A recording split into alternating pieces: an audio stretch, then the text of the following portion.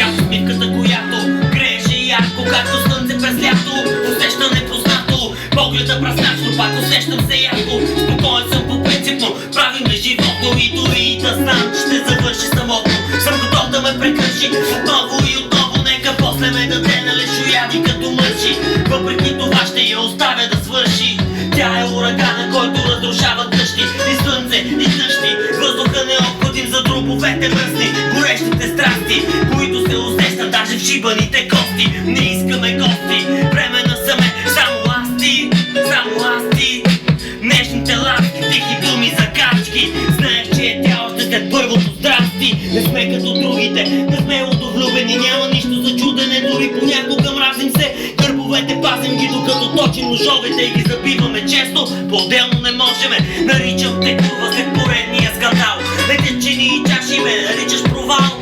Обичаш да ме гледаш, що съм побеснял. Обичам да виждам погледът ти полудял. Спориме за всичко, стигаме до шамари.